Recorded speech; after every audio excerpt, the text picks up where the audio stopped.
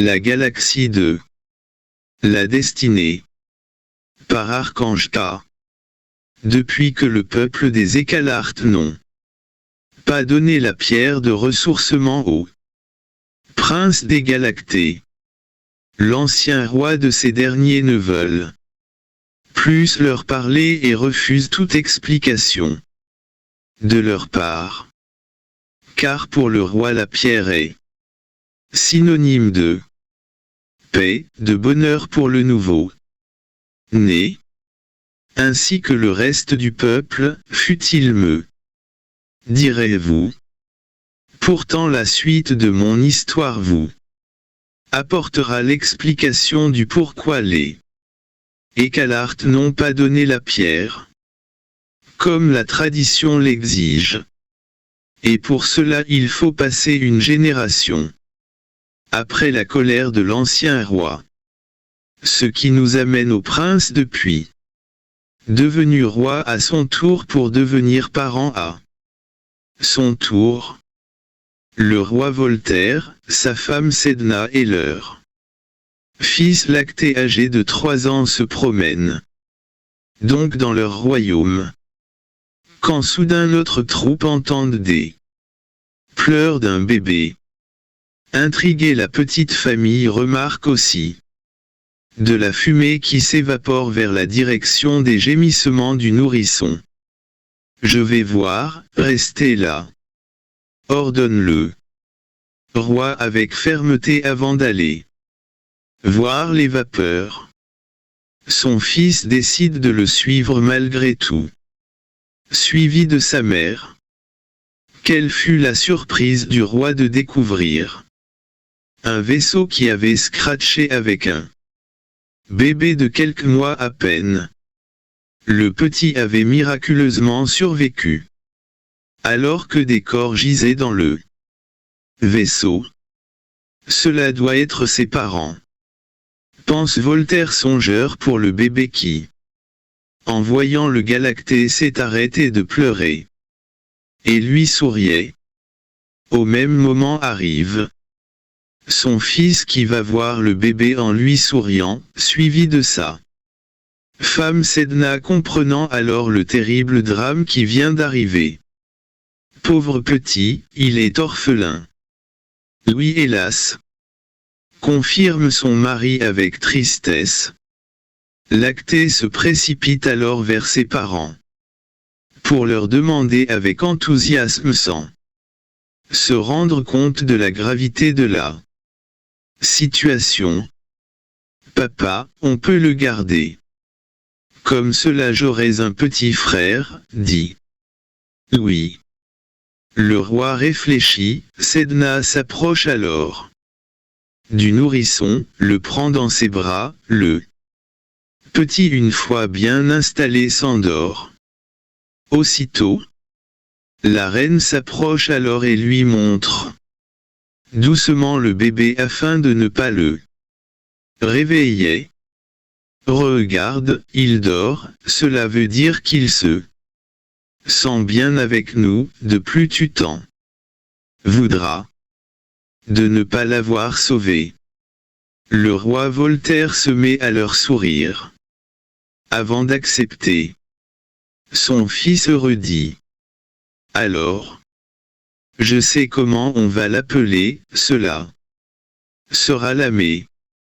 C'est un joli prénom, pour le bébé, lui répond Sedna en lui souriant. Puis regardant son mari, lui lance des yeux bienveillants avant que de se tourner avec amour sur Lamé qui lui dort tranquillement. 19 ans et demi ont passé depuis que Lamé est adopté, il est devenu un beau jeune homme, avec des cheveux de couleur bleue avec des yeux verts, une belle peau de couleur saumon. Enfin portant de magnifiques habits rouges. Lacté aussi a grandi, sa peau bleue est devenue brillante, ses cheveux rouges aussi. Quant à ses yeux, ils sont devenus un beau noir lumineux. Enfin, il adore porter des habits verts. Avec leur amie Daphné ils font les 400 coups. Mais cependant Lamé qui ne sait rien de son passé se rend compte que ses parents préfèrent Lactée, aussi petit, quand son frère faisait une bêtise. Ce dernier disait que c'était Lamé, à chaque fois cela marchait. Ce qui rendait le petit orphelin triste pendant l'adolescence. Lactée se moquait de lui, cela attristait encore plus Lamé qui ne pouvait rien faire contre lui. En effet ses parents le grondaient même quand c'est lui qui avait raison. Lamé préfère donc se taire. Or ce que Lamé ne sait pas c'est que son frère d'adoption l'adore et tient beaucoup à lui. Lactée qui a maintenant 23 ans se rend compte qu'il n'a pas été toujours sympa avec son frère. Le prince se souvient même de la toute première fois où il l'a vu et du terrible destin des parents de Lamé. Aussi de temps en temps notre trio passe devant le vaisseau où le roi a demandé à enterrer les morts pour le respect qu'il leur doit. Quand même. Mais la famille adoptive de Lamé n'a jamais osé lui dire ses véritables origines car ils ont peur que ce dernier ne les aime plus. Un jour alors que notre trio sont dans le vaisseau de Lactée et qui se promène dans l'espace. Oh, non! S'affole Lactée avant de leur expliquer. Inquiet. Le vaisseau va être en panne d'essence. Pose. Toi sur une planète. Ordonne Daphné avec assurance. Le prince obéit, il pose le vaisseau. Avec succès sur une planète qui n'est autre que celui des Écalartes. Ils ouvrent la porte du vaisseau. Regardent les alentours avant de descendre. Heureusement qu'il n'a pas un seul Écalarte, s'exclame Lamé soulagé. Sauf qu'au même moment arrive la princesse des Écalartes prénommée Étoile qui est en train de jouer avec son grand frère qui se nomme Dor. La princesse les voyant leur demande avec gentillesse: Qui êtes-vous? Je me nomme Lactée, lui, c'est mon frère Lamé. Enfin voici c'est notre ami Daphné, on est en panne d'essence, explique le prince avec calme à Étoile. Au même moment arrive Dor qui, croyant sa sœur menacée, sort son épée. Mais heureusement Étoile parvient à le rassurer. Le prince s'excuse alors avant de se présenter. Je me nomme Dor et elle c'est ma petite sœur Étoile. Donc vous êtes en panne d'essence? Oui, et cela serait gentil de votre part si vous nous donnez du carburant, confirme Daphné en lui faisant un joli sourire. Très bien, suivez-nous, accepte Dor tout en leur faisant signe de les suivre sans se rendre compte que le regard de sa sœur et celui de Lactée se lancent des cœurs sur le chemin après s'être regardés mutuellement. Lactée demande alors au prince des Écalartes: Pourquoi n'avez-vous pas pu donner la pierre? Surpris mais content aussi de savoir que le prince des Galactées s'interroge là-dessus alors que son propre grand père de Lactée refusait de connaître.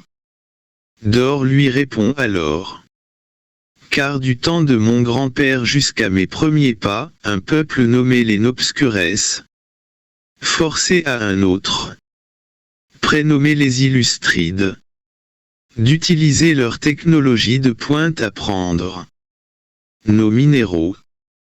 Si ces derniers refusaient leur famille, seraient torturés. Il eut un long silence puis Dor reprend avec tristesse en pensant à ce peuple soumis. D'ailleurs l'ancien roi des Illustrides a réussi à faire fuir les siens face à ça, il même ordonné à son fils qui est l'a remplacé pour gouverner les siens mais aussi à sa femme de prendre leur bébé âgé à quelques mois et de fuir. D'ailleurs, il avait donné un appareil de technologie de pointe à mon père avant de partir. Un long silence se fit puis curieuse de connaître la suite Daphné demande à Dor. Et ils ont réussi à fuir. Dor s'arrête et les regarde avant de répondre. Comme cela était annoncé, leur vaisseau a été touché et a scratché sur votre planète. Un long silence se fit puis Dor regarde Lamé de bas en haut avant de reprendre. D'ailleurs on a une photo d'eux avec leur bébé, tu ressembles beaucoup à ce dernier, qui aurait à peu près ton âge. Lacté regarde son frère avec tristesse, mais Lamé se met à rire jaune. Avant de lui rétorquer. Non, tu te trompes car mes parents sont bien des galactés. L'Écalarte voyant qu'il n'est pas cru n'insista pas afin d'attendre le bon moment. Nos compères arrivent enfin au château royal. Une fois à l'intérieur, ces derniers croisèrent le roi Splendoré. L'Écalarte en voyant leur souriait.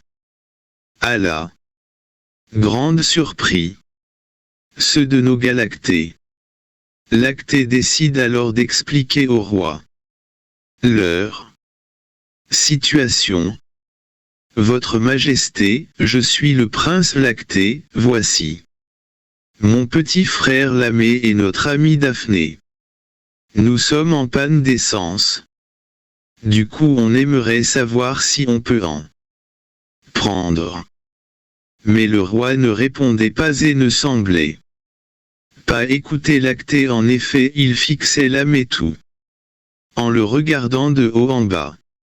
Ce qui dérange Lamé mais n'ose ne rien dire. De peur de vexer le roi. Puis Splendoré s'approche de Lamé.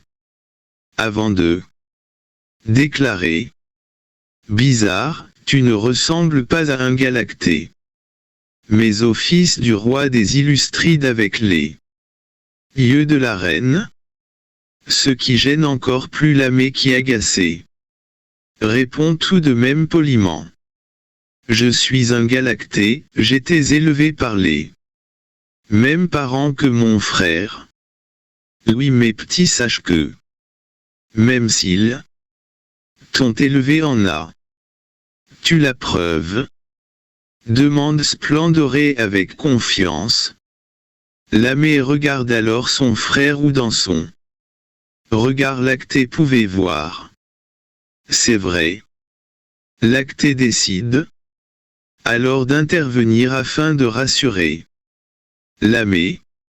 Laissez-le, s'il vous plaît.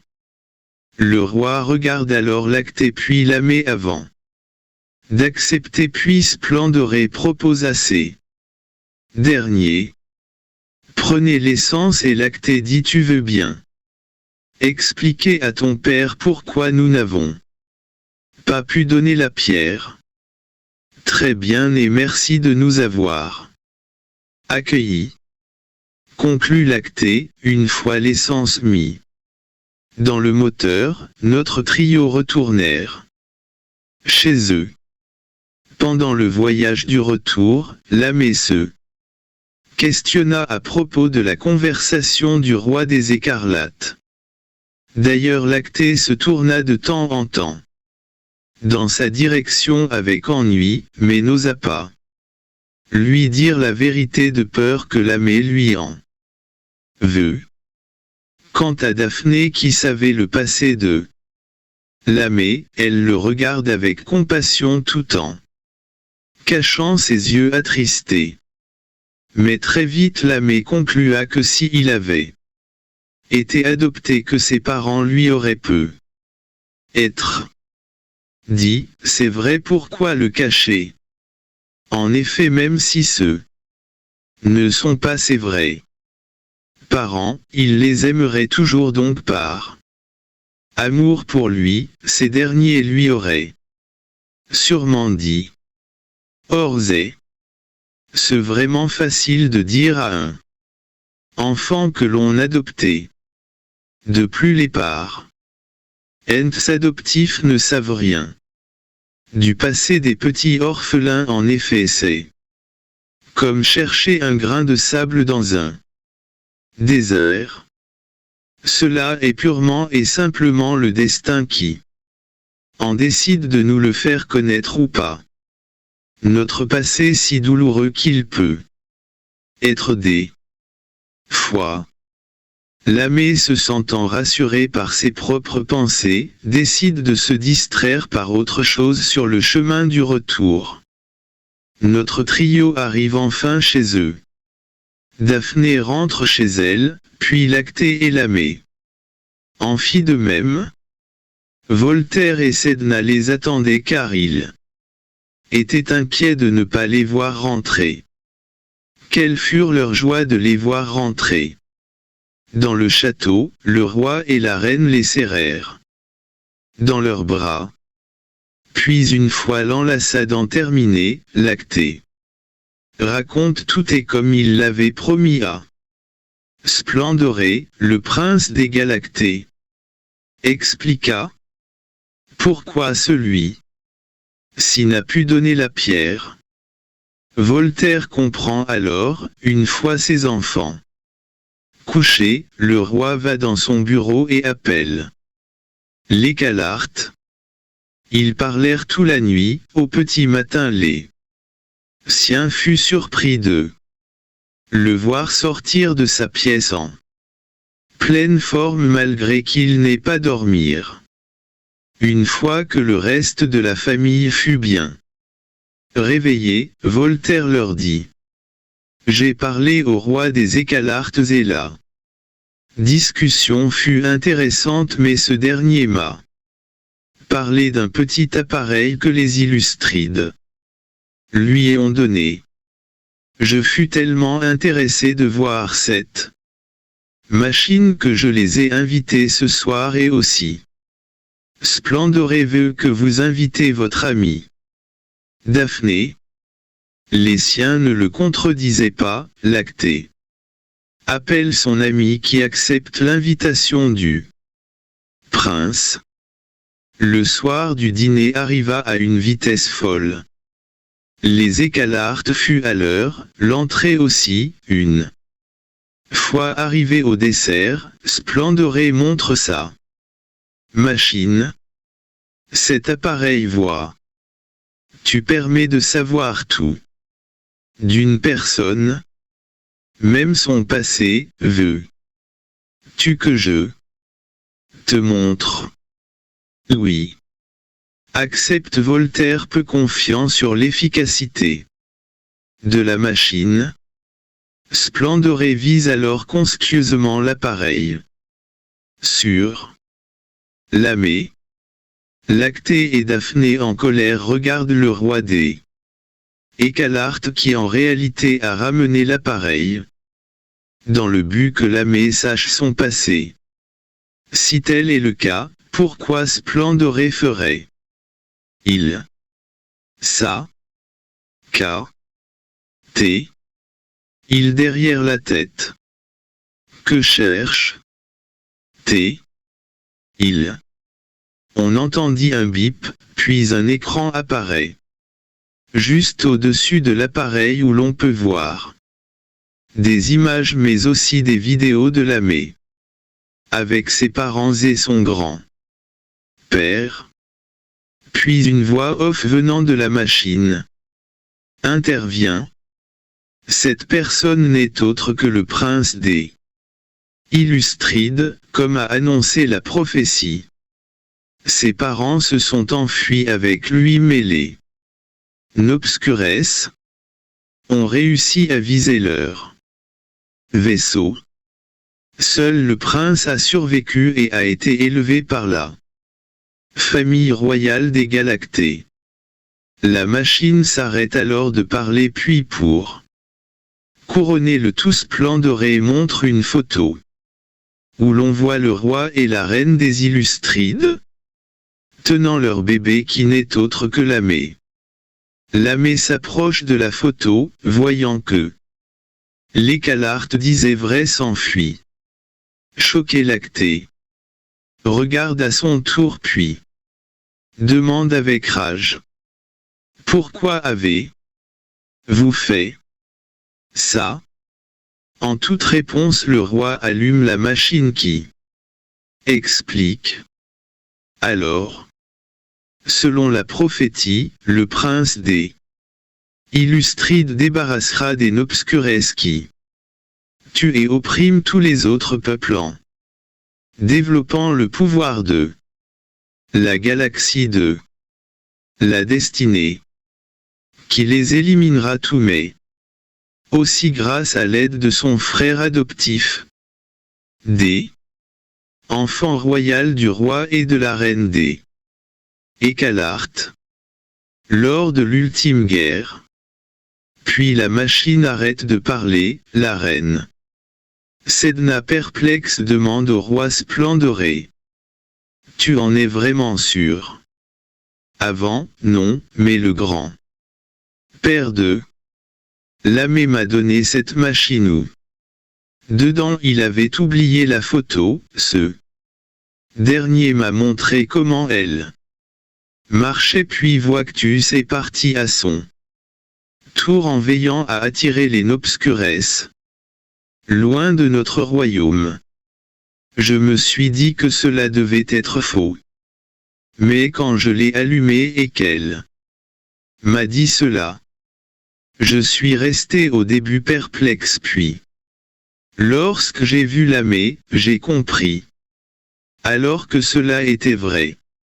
D'ailleurs, la description qu'elle a faite sur lui était juste, non? Oui, c'est vrai. Admet Voltaire qui voit son fils et Daphné partir à leur tour. Où allez-vous retrouver mon frère car il a besoin de moi? Répond Lactée déterminée à le consoler. Tu sais où il est? Demande Sedna sachant la réponse de son fils. Oui, suivez-moi, répond le prince, avec assurance avant de courir à toute allure pour se diriger vers l'endroit où le vaisseau a scratché, là où il a rencontré Lamé pour la première fois. Et il avait eu raison de suivre son instinct car Lamé était là, en larmes, recroquevillé sur lui. Même, Lactée décide de le rejoindre, de se mettre à sa hauteur et de masser son dos. Cela l'avait toujours calmé quand Lamé était triste ou en colère. Arrivèrent ensuite les autres qui voient Lactée en train de masser son frère adoptif, puis le prince se met à lui chanter sa comptine préférée quand ce dernier faisait un mauvais rêve, puis ses parents les rejoignent avant de se mettre à chanter à leur tour. L'amour est le plus beau cadeau du monde, trésor, on sera toujours là car on t'aime. Si tu te crois seul, en réalité, on est là, on est dans ton cœur. Ne pleure plus car on est là Puis Sedna s'accroupit et câline Lamé. Elle rejointe bientôt par son mari, elle déclare alors à son fils adoptif. Tu sais, si on n'osait pas te dire la vérité, c'est qu'on avait peur que tu ne nous aimes plus, mais maintenant on se rend compte de notre erreur. Daphné arrive puis fait une bise sur la joue de l'illustride qui en fut étonné. D'ailleurs, ce dernier fut rassuré puis leur sourit, avant de déclarer « Merci de m'avoir élevé. Mais maintenant je dois arrêter les Nobscures avant qu'ils ne fassent d'autres victimes. » Ce qui étonne les siens, car en effet, Lamé ne savait pas grand chose de la prophétie, mais l'illustride savait au fond de lui qu'il était temps de réaliser son destin. Dans ce cas-là, on part avec toi, font enchure Daphné et Lactée, déterminés à l'aider. Moi et mon frère, on veut partir nous aussi avec toi. Intervient Étoile avec assurance, sachant qu'il aurait besoin de leur aide. L'illustride accepte. Pendant 2 jours, ils préparèrent leurs affaires puis Splendoré leur donne la machine qui sert aussi de carte spatiale. Quant à Voltaire, il leur offre un vaisseau spatial dernier cri. Enfin notre 5 corps partent pour arrêter les Nobscures. Nos compères suivirent l'indication de la machine afin de se diriger vers la planète des Nobscures. Elle géniale cette machine, elle nous indique un raccourci qui nous prendra un AN, déclare Daphné un peu sceptique. Or 5 mois passèrent et nos compères n'avaient pas prévu assez de provisions qui, avouons, le a été fait à la va-vite. Leur ventre gargouillerait. Étoile propose alors à ses amis: arrêtons-nous sur une planète où bien nous allons mourir de faim. Très bien, fait Lamé qui est aux commandes du vaisseau. Avant de se tourner vers le frère de l'Écalarte. Dors peu. Tu nous dire si il a une planète où se trouve de la nourriture. Dors regarde la machine avant de lire. Elle dit que sur la planète Sympone, que le peuple Sierpadeur sont les meilleurs cuisiniers au monde, et aussi d'une immense générosité. Mais ce peuple a été pillé par les Illustrides, où à l'époque ils étaient encore sous la menace des Nobscures. Un silence se fit. Lamé, ne voulant pas se poser sur cette planète, argumente. Alors, et vous voulez vous poser sur cette planète? Car je pense que cela est une très mauvaise idée, car ils ont bon être sympas, rien ne dit qu'ils ne soient pas rancuniers. Mais il est écrit qu'ils ont de la sagesse, qu'ils voient l'avenir et que l'on les surnomme les petits dieux de la galaxie de Navobok. Proteste Daphné en lisant la machine. Avant dormait Lamé qui est décidé à tenir tête, déclare.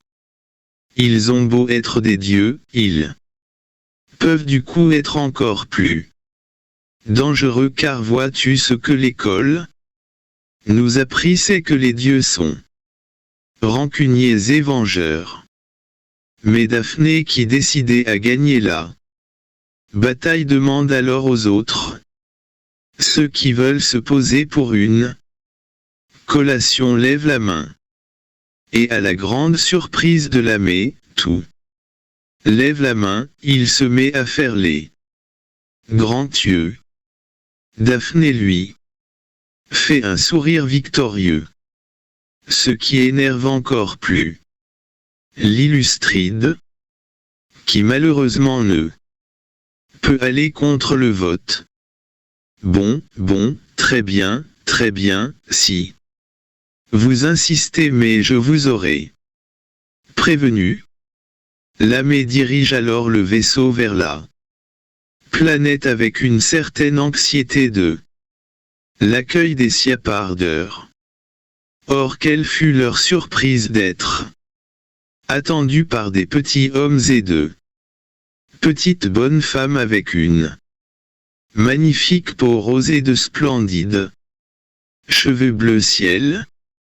Ils sont là, Scapion, appelle l'un d'eux. Nos amis sortent du vaisseau. Le pauvre Lamé avait du mal à cacher son inquiétude, car en effet son peuple avait terrorisé les Siapardeurs. Les petits Banams laissèrent passer Scapion, qui est plus petit qu'eux, reconnaissable avec sa moustache en forme de S, mais aussi avec ses rides, qui laissent croire qu'il doit avoir au moins 78 ans. Une fois arrivé près de nos amis, se met à tousser avant de leur dire: vous êtes ceux de la prophétie. Il est l'heure pour toi, elle illustride, que je t'enseigne un pouvoir puissant mais dangereux aussi. Venez. Ils suivirent le vieil homme, ou ce dernier les conduit vers une hutte faite de paille. Scapion leur prépare un délicieux repas puis beaucoup de provisions, ce qui étonne nos compères sur la quantité de sel, si tellement que cela est important. Pendant le repas, Scapion leur explique alors la prophétie qui nous promet de nous débarrasser des Nobscures va se réaliser, et pour ça, il s'arrête et regarde Lamé avant de continue. Toi, Lamé, prince des Illustrides, tu devras savoir utiliser le pouvoir de la galaxie destinée. En effet, c'est le seul moyen pour se débarrasser du roi des Nobscures.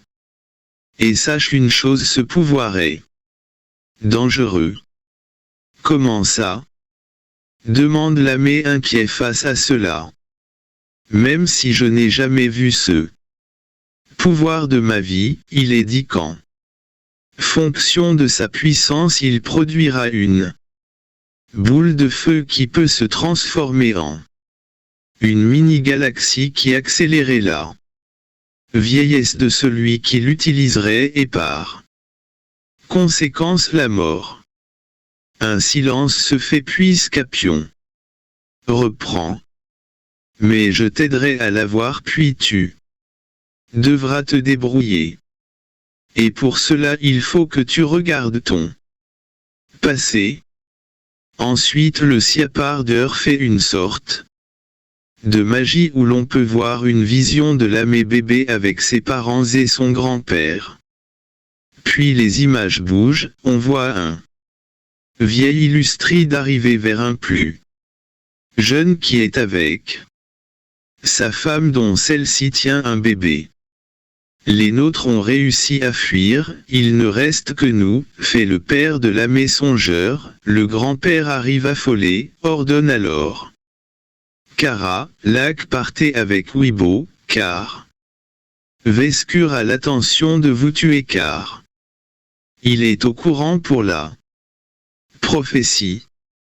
Le jeune illustride regarde son père avec émotion avant de déclarer: mais et toi papa? Il va te torturer. Le vieil illustride regarde son fils, le serre dans ses bras puis la femme de son fils avant que ses yeux se portent sur le bébé. Je préférais qu'il reste une note d'espoir que de risquer un trou noir afin que la prophétie se réalisait grâce à Weibo.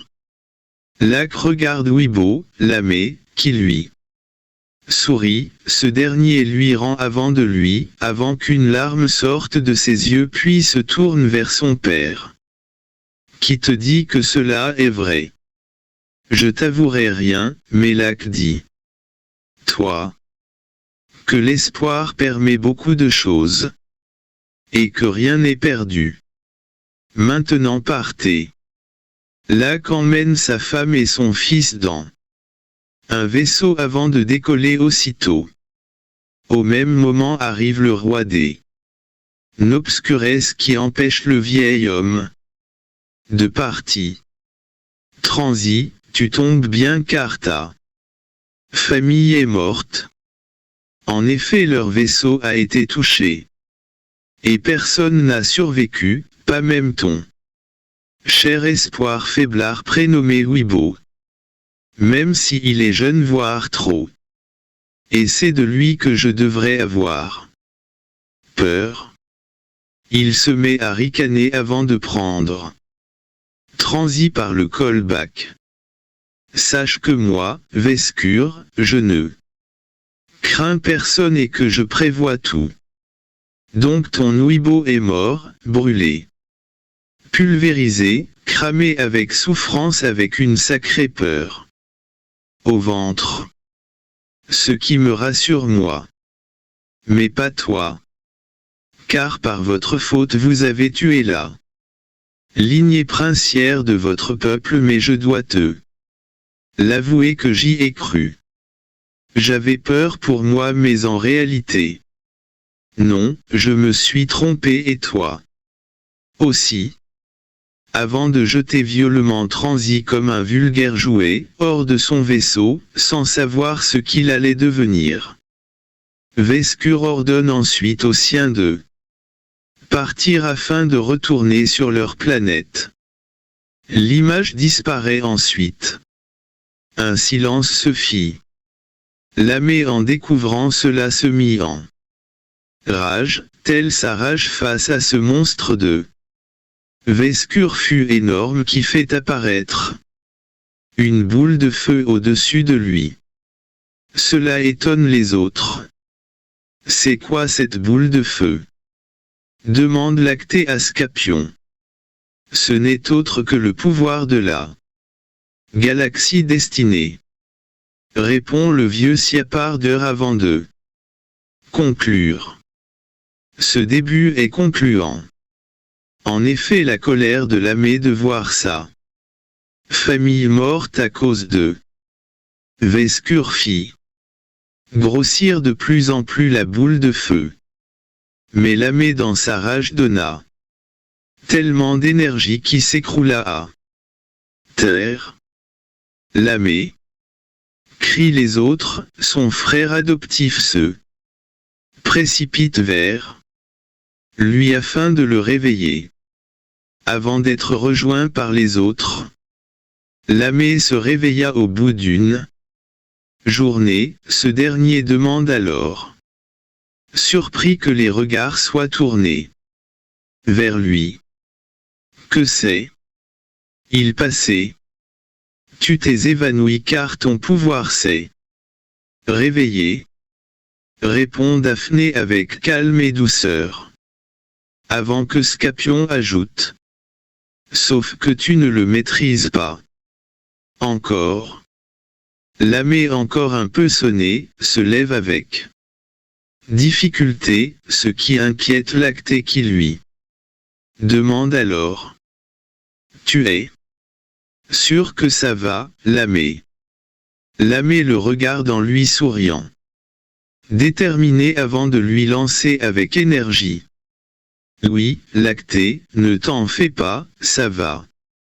Un peu mieux là. Un silence se fit avant que Scapion ne prend la parole. Petit, écoute-moi bien pour maîtriser ce pouvoir, tu dois contrôler tes colères. En pensant à l'amour que l'on t'a donné, sinon tu vas encore échouer. Et comment je dois faire? Demande le prince des Illustrides. Perdu sur les paroles. Est-ce du siapardeur? Pense à ceux qui t'ont aimé et donné de l'amour depuis ta naissance à aujourd'hui, même si tu as eu des doutes pendant un moment, prends du recul en pensant à cela que dans le mot amour il a le mot sacrifice. Tu t'en rendras compte plus tard, mais là c'est trop tôt. Lamé réfléchit avant de se rendre compte en souriant avec émotion que sa famille adoptive tient à lui. Même s'ils n'ont pas le même sang. Cela n'empêche pas l'amour pur d'une famille qui aime ses enfants. Et ça peu importe d'où il vient, car l'amour d'une famille est ce qui compte. Le plus en effet, c'est le premier poids de soutien que nous avons tout besoin. Même s'il est caché au fond de nous. Nous avons besoin pour notre santé de se sentir aimé et soutenu, sinon on plonge dans un abysse où il sera difficile de remonter avec le temps. Voyant que Lamé a compris, Scapion sourit, avant de leur ordonner. Vous n'avez plus besoin de rester ici. On va vous aider à mettre les provisions, qui dureront au moins 2 ans, et on vous donne aussi de l'essence. Mais avant qu'ils ne repartent, le vieil homme les interpelle une dernière fois. Tenez, voici 5 épées, ce sont les plus résistantes de toute la galaxie de Navobok. Nos amis remercièrent le siapardeur avant de retourner dans le vaisseau et, une fois les provisions et l'essence rangées, décollèrent le vaisseau en saluant les habitants de Sipone. 2 mois passèrent depuis qu'ils ont rencontré les Sipones. Le 5 corps décide de se poser sur une planète afin de se bouger un peu. Dor, tu nous proposes d'atterrir où? Demande Lamé à son ami. Le prince des Écalartés regarde avant de répondre aux autres. C'est la planète Edenam et les habitants se nomment Edemini, et aucun Illustride est venu les attaquer. Quand ces derniers étaient sous le contrôle de Vescure, car il a jugé cette planète sans intérêt pour leur profit, enfin ces derniers savent pour la prophétie. Lamé rassuré demande alors. On se pose. Ah, et qui te dit qu'ils ne sont pas dangereux? S'interpose Daphné face à l'Illustride, qui étonné lui demande. Comment ça? Même s'ils sont au courant pour la prophétie qui nous dit qu'ils ne vont pas nous attaquer. En effet, tu avais suggéré cela lorsque que l'on devait se poser sur la planète de Sipone. Dor regarde alors la machine avant de dire. Ils sont inoffensifs. Ah, tu vois. Se moque l'Illustride, ce qui énerve la Galactée avant même qu'elle intervient. Dor coupe leur chamaillerie. Les tourtereaux arrêtés, car écoutez. Bien que cela vous plaise ou non, on va se poser sur la planète et peu importe les avis. Cela vexe encore plus Lamé et Daphné, qui ronconnent dans un coin de leurs lèvres. Ils posèrent leur vaisseau sur la planète. Quand ils ouvrent la porte et en sortent, une petite bonne femme assez ronde avait l'air de les Attendre, sa peau est de couleur verte, avec des cheveux au teint pourpre. Vous êtes ceux de la prophétie. Venez. La bonne femme les conduit vers une maison en forme de cœur, il rentrera l'intérieur de celle-ci. La bonne femme leur fit signe de s'asseoir. Autour de la table, notre troupe exécutèrent son ordre silencieusement. À son tour l'Édomini s'assit sur une plus belle chaise que, elle se met à tousser. Avant de se présenter. Je me nomme Tisane. Elle s'arrête un moment, les regarde avant de reprendre en désignant Daphné et Étoile, tout en leur montrant une plante. Mesdames, mangez ce. Si, en effet elle vous donnera le dos de vous soigner mais aussi de guérir les autres. La Galactée et l'Écalarté obéiront, Tisane. Ajoute alors. Ce dos vous l'aurez à vie. Elles avalèrent la plante en prenant un air sceptique. Tisane voyant leur doute prend une aiguille paralysante avant de la planter sur la main de Lactée. Surpris et en colère Lamé s'énerve après. Tisane met cette dernière le devance en lui faisant la même chose. Voyant que Dor s'apprête à attaquer lui. Ordonne. Toi, reste là et laisse ces dames les soigner, si je mens tu pourras me tuer mais. Avant regarde. Dor obéit alors curieux de voir ça, les deux filles se regardèrent avant que leur yeux se posent sur Lactée et Lamé qui eux gémissent de douleur. Étoile choisit instinctivement Lactée car elle est amoureuse de lui.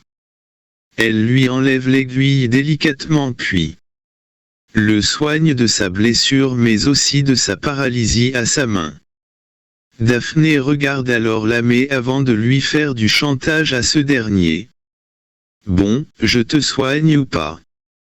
Car, franchement tu ne le mérites pas, à moins que... Lamé regarde alors la Galactée surpris de sa déclaration avant de la questionner. Inquiet face à sa demande. Comment ça à moins que... Quelle est ta demande? Daphné regarde les autres avant de leur ordonner de sortir mais par précaution, elle murmure ces mots dans l'oreille de Lamé. Ce dernier se met à rougir puis à sourire. Avant de que l'illustride lui fait signe à Daphné de tendre à son tour son oreille. Elle se met à rougir elle aussi. Avant de faire signe à Lamé de ne le dire à personne sur ce qu'ils se sont dit du moins pas pour le moment. Pendant ce temps les autres attendent. Impatience de savoir ce qui se sont racontés. Lactée a même fait des hypothèses sur ce qu'ils se sont dit. Elle veut qu'ils lui obéissent. Ou alors qu'il soit plus agréable avec elle. Qu'il devient son garde du corps. Ou alors elle lui déclare son amour. Propose d'or à son ami, cela a pour effet de faire rire Lactée qui lui dit alors. Désolé cela n'est pas possible car même si elle lui montre des signes affectueux des fois, en réalité Daphné le considère comme un bébé, d'ailleurs elle me l'a souvent dit. Et elle a quel âge? Demande Étoile curieuse. On a le même âge, du coup tu peux comprendre que pour elle, Lamé n'est qu'un bébé, ce n'est pas méchant mais bon petit elle voulait qu'il nous lâche. Car il nous collait à chaque fois. Cela l'énervait, du coup on faisait en sorte qu'il se fasse punir sans se faire prendre par mes parents ou un autre adulte. Afin qu'il nous lâche. Surpris de sa réponse, Étoile et Dore le regarde d'un air un peu sévère, voyant leurs yeux. Lactée reprend. Oui bon, ça va, je sais que cela n'est pas bien, mais bon, avouez que vous non plus vous n'êtes pas toujours des anges l'un envers l'autre. Mais pourtant c'est toi qui voulais que tes parents le prennent, non? Demande Dore, étonnée que Lactée était injuste envers son frère adoptif.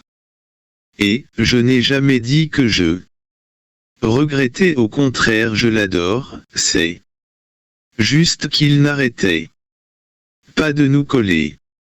Je le disais à mes parents au début. Mais ils continuaient quand même, du coup. J'avais trouvé que cette solution pour qu'il me lâche. C'est vrai que tu tiens à lui, mais pour l'aimer c'est pareil, il t'adore. Intervient Tisane en leur souriant. Avant d'ajouter. Il t'admirait d'ailleurs. Et c'est pour ça qu'il te collait tout le temps, car vois-tu, les petits frères ou les petites sœurs aiment les plus grands car vous êtes des héros pour eux. Cela fait sourire Lactée qui se rend compte maintenant effectivement que Petit Lamé le considérait comme un héros. Au même moment, Lamé et Daphné sortent. Lactée, Dore et Étoile se précipitent pour savoir ce qu'ils se sont dit, mais nos deux amis se taisant, disant que cela ne les regarde pas. Cela doit être horrible pour toi, Lamé, si tu refuses de nous le dire. Fait Lactée en le regardant tristement. Son frère adoptif le regarde avant de dire. Ah ça, avec les femmes il faut s'attendre à tout. Ensuite Lamé montre sa blessure guérie, puis lui ainsi que ses amis remercie Tisane qui annonce à Lactée mais aussi à Dore. Vous aurez bientôt vous aussi votre Dore. Ce qui les fait sourire. Puis ils retournèrent dans leur vaisseau. Avant de quitter la planète. 3 mois passèrent et l'amour d'Étoile et de Lactée grandirent, ce qui dérange Dore qui tient énormément à sa petite sœur. Ce qui provoque des fois des disputes, cela agace Daphné et Lamé qui ne se disputent plus. Ils s'entendent d'ailleurs très bien. Quand Daphné ou Lamé se regardent, ils rougissent l'un et l'autre. Même qu'ils passent un peu plus de temps à l'écart des autres. Cela étonne Lactée, Dore et Étoile qui se demandent si cela a un rapport avec le chantage que Daphné lui a fait lorsque Tisane lui a demandé de le guérir de sa blessure à sa main afin de prouver que la Galactée avait maintenant le dos de soigner les autres, y compris elle-même. Mais quand ils veulent en savoir plus en demandant à l'un ou l'autre, les deux compères ne disent rien, en se retenant de sourire avant de rétorquer à leurs amis de s'occuper de leur oignon. Ce qui fait qu'ils ont arrêté d'insister afin de savoir ce fameux chantage. Un jour nos 5 compères décident de se poser sur une planète nommée Infernatus, malgré que Dore ne voulait pas aller. Mais Daphné et Lamé ont repris sa phrase. On va supposer que cela ne vous plaise. Ou non. Disent furent l'Illustrides et la Galactée. Une fois posé et sorti hors du vaisseau. Il aime personne, d'un sens c'est mieux. Constate Lamé rassuré. Je suis d'accord avec toi. Confirme Dore à son ami. Sauf qu'il avait parlé trop vite. Attaquez-les. Ordonne une voix. Nos amis se retournaient. Voix des petits bonhommes assez énervés avec une trompe d'éléphant à la place d'un nez tenant des lances, des épées, des lance-pierres et même avec des ustensiles de cuisine. Étoile lance un regard noir à Lamé, Daphné mais aussi à son frère. Avant de prendre un ton sarcastique. Les gars ne dites rien la prochaine fois, merci. Nos amis sortent leurs armes, Lamé tente de calmer les habitants d'Infernatus. On ne vous veut aucun mal. C'est ça et moi je veux qu'on joue au dada avec un sirop de thé bien brûlant pour te le lancer. En pleine face en gage d'une belle et heureusement amitié. Se moque le chef des Infernatus qui reprend. Tu es l'un de ces sales illustrides qui nous ont sémé la terreur avec l'aide des Nobscures. Le chef de ces derniers s'apprête à blesser Lamé quand Dor le poussa. Tanzé se prend l'arme à sa place. Dor hurle Étoile en se précipitant vers lui en larmes, afin de le soigner au plus vite. Lamé regarde alors Étoile avant que ses yeux se portent sur l'Écarlate, se rendant alors compte que la princesse tient à eux deux. Le Galacté décide alors de les protéger tous les deux. Dor voyant cela comprend alors à son tour que Lacté ferait n'importe quoi pour voir sa sœur heureuse car il l'aime. Cela fait rempli d'émotion le blessé. Lacté qui lisait dans le regard de ses amis commence alors à se mettre en colère. Ce qui fait apparaître au-dessus de sa tête une boule de feu qui fait la taille d'un satellite. Tous les Infernatus regardent avant que leur chef leur ordonne. Ça alors. C'est eux, agenouillez-vous.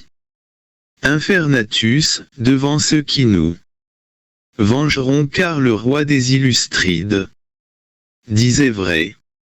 Il nous a pas berné comme je le croyais, obéissez car je me suis trompé. Sur eux, obéissez. Tous les Infernatus s'agenouillèrent alors devant Lamé avant que le chef de ces derniers leur dise « Pardonnez-nous de vous avoir attaqué car on pensait que cette prophétie n'était qu'une histoire à dormir debout. » Une fois soigné par sa sœur, Dor fait alors un grand regard avant de prendre un ton ironique. Dire que pendant un moment, il voulait nous faire la peau. Lamé, sache que tu m'étonneras toujours. Lamé se calme alors, voyant la bagarre terminée, cela fait disparaître sa boule de feu comme par enchantement. L'Infernatus se lève ensuite, ouvre son manteau sort. Un petit sachet s'approche de Dor et de Lacté avant de jeter de la poudre qui se trouve à l'intérieur, ce qui les fait éternuer. Cette poudre permet d'avoir une force destructrice mais attention restez sur vos gardes car les Nobscures sont fourbes. Prévient l'Infernatus avec assurance. Avant de partir Dor et Lacté décident de faire la paix. Sachant que Étoile tient à eux plus que tout au monde. Nos amis s'en allèrent ensuite, tous en remerciant les habitants malgré qu'ils ont voulu les attaquer. 4 mois passèrent et nos compères arrivent enfin à la planète des Nobscures. Mais quelle fut leur bonne surprise de voir ceux qui l'ont rencontré durant leurs voyages et leurs proches. ainsi venir les aider. Il y avait même des illustrides. À la grande surprise de tous qui sont venus, eux aussi se battre dans la guerre ultime du bien contre le mal. Lamé ordonne à Daphné de rester dans le vaisseau avec Dor. Lamé, Lactée et Étoile sont déposés dans le château où le roi des Nobscures les attendent avec son fils prêt à se battre coûte que coûte. Notre trio arrive vers leur ennemi qui sortent leurs épées afin de se battre. Mais Vescure ricane. Ah, c'est donc vrai, cette prophétie. Très bien, bâton. Nous. Lamé essaie d'utiliser son pouvoir en vain, cependant Vescure s'apprête à le viser. Mais son frère le pousse au même moment, le pauvre Galacté est gravement blessé au niveau du bras. Cela inquiète alors l'illustride voyant Lactée dans un état critique. Lamé pend alors une très grande concentration sur les paroles du roi des Nobscures. Peuf, cette prophétie n'est que baliverne, je vous aurais eu, j'avais raison de ne jamais la croire et toi sale Galacté tu en feras les frais. Puis Vescure prenant un air victorieux se tourne vers Lamé. Louis-Beau, tu verras une personne chère mourir avant que ton tour ne vienne. Dans le but que tu aies un œuf au ventre. Cependant la concentration de Lamé en valait la peine car il a réussi à maîtriser le pouvoir de la galaxie de la destinée, en se servant des anciens et récents événements de sa vie, mais aussi de ceux qui l'ont aimé avant et maintenant. Une boule de feu immense apparaît au-dessus de la tête de Vescure et de son fils. Le pire c'est qu'ils viennent de se rendre compte de cette dernière, après avoir eu un coup de chaud soudain. Seule Étoile avait vu ainsi que Lactée. Mais tous deux se sont tus afin de faire l'effet de surprise. Lactée avec l'aide de l'écarlate parvient à pousser Vescure et son fils loin de lui malgré sa blessure, afin que la boule de feu ne les touche pas. Lactée ordonne alors à son frère adoptif. Lance-la, Lamé. Lamé projette alors la boule de feu, qui devient alors une galaxie d'où son nom de la galaxie de la destinée sur les méchants. Ces derniers sont absorbés par la galaxie avant qu'elle ne se referme.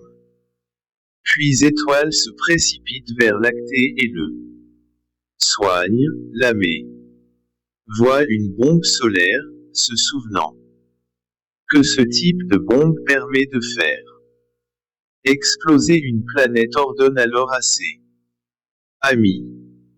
Fuyez, ces sales types ont mis une bombe solaire.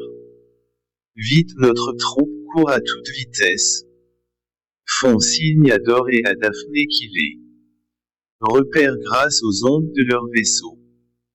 Descendent les chercher. Une fois tout le monde à l'intérieur, avertissent leurs alliés puis quittent à tout allure la planète qui explose alors, sans se soucier du sort de son peuple, dont ce dernier a décidé de les emporter avec lui. Nos héros se félicitent alors avant de repartir sur la planète du père de Lactée. Une fois arrivés, notre 5 corps sont accueillis par le peuple de Lactée, des Écalartes, des Edemini, des Siapardeurs, des Infernatus, mais aussi par les Illustrides. À la grande surprise de Lamé, tous organisèrent une fête, où Lactée épouse Étoile, mais aussi Lamé et Daphné décident d'annoncer à leur ami qu'ils vont se fiancer Prends-toi ça dans tes dents, lactée. Je le savais, tu as perdu ton pari. Comme tu n'as pas dit ce que je gagnais, cela veut dire que tu me laisses choisir ce que je veux. S'exclame Dor en se moquant de son ami, avant de reprendre, tu m'offres le vaisseau qu'on a utilisé pour le voyage. Hein? Non, non, réfute le prince des Galactés, cependant Dor pour le taquiner, lui pique les clés et s'enfuit comme un voleur. Cela énerve encore plus Lactée qui le court après en hurlant, j'en ai besoin pour mon voyage de lune de miel, en plus, c'est mon père qui me l'a offert. Cela fait rire leurs amis. Quelques jours après l'Amé devenu roi des Illustrides, parvient à trouver une planète sans vie. Juste à côté de sa famille adoptive, mais aussi des Écarlates, afin de leur rendre visite. Grâce à la technologie de son peuple, il parvient à la rendre habitable, verdoyante et grouillant d'animaux de l'ancienne planète, où vivaient jadis les siens avant l'invasion des Nobscures. Et c'est ainsi que se termine notre histoire. Cette histoire nous apprend que l'amour fraternel est plus forte que tout, même si on a été adopté, car si votre famille, car c'est ça qui fait la force du mot amour, et qu'il faut s'unir dans toutes les épreuves, quelle que soit la difficulté, afin d'être encore plus unis. Fin. Par Archange K.